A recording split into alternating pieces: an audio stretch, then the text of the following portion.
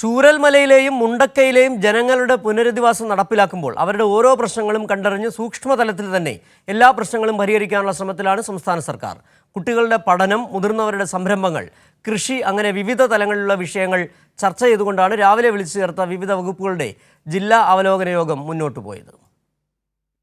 മുണ്ടക്കയിലെയും ചൂരൽമലയിലെയും പുനരധിവാസവുമായി ബന്ധപ്പെട്ട് വിവിധ വകുപ്പുകൾ നടപ്പാക്കുന്ന പദ്ധതികൾ മന്ത്രി കെ രാജന്റെ അധ്യക്ഷതയിൽ ചേർന്ന യോഗത്തിൽ അവലോകനം ചെയ്തപ്പോൾ ദുരന്തബാധിതരുടെ സൂക്ഷ്മമായ പ്രശ്നങ്ങൾ പോലും ചർച്ച ചെയ്തുകൊണ്ടാണ് മുന്നോട്ടു പോയത്.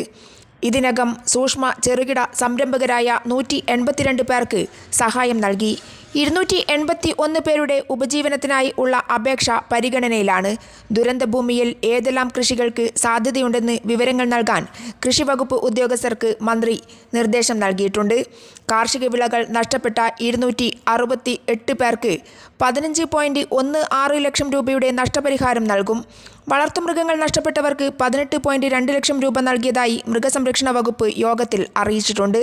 ഉന്നത വിദ്യാഭ്യാസത്തിന് ട്യൂഷൻ ഫീസ് അനുവദിക്കണമെന്ന 27 വിദ്യാർത്ഥികളുടെ വിവരങ്ങൾ ശേഖരിച്ച് റിപ്പോർട്ട് നൽകാൻ സബ് കളക്ടറോട് മന്ത്രി ആവശ്യപ്പെട്ടിട്ടുണ്ട്. തൊഴിലുറപ്പ് പദ്ധതിയിൽ ദുരന്തപ്രദേശത്തെ വിവിധ പ്രവൃത്തികൾക്ക് 28 കോടി രൂപയുടെ 297 പ്രവൃത്തികൾക്ക് ഭരണാനുമതി നൽകി. മേപ്പാടി പഞ്ചായത്തിലെ 10-12 വാർഡുകളിലെ 9 പ്രവൃത്തികൾ പൂർത്തിയായി.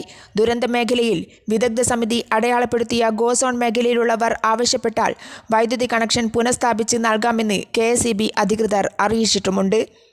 ഇതിനപ്പുറം ചെറിയ പെരുന്നാൾ കൂടി പരിഗണിച്ച് ദുരന്തബാധിതർക്ക് നിത്യോപയോഗ സാധനങ്ങൾ ലഭ്യമാക്കാൻ 1000 രൂപയുടെ കൂപ്പൺ നൽകുമെന്നും മന്ത്രി പറഞ്ഞിരുന്നു. ഒരു മാസം 1000 രൂപ വീതം 6 മാസത്തേക്കാണ് കൂപ്പൺ നൽകുക.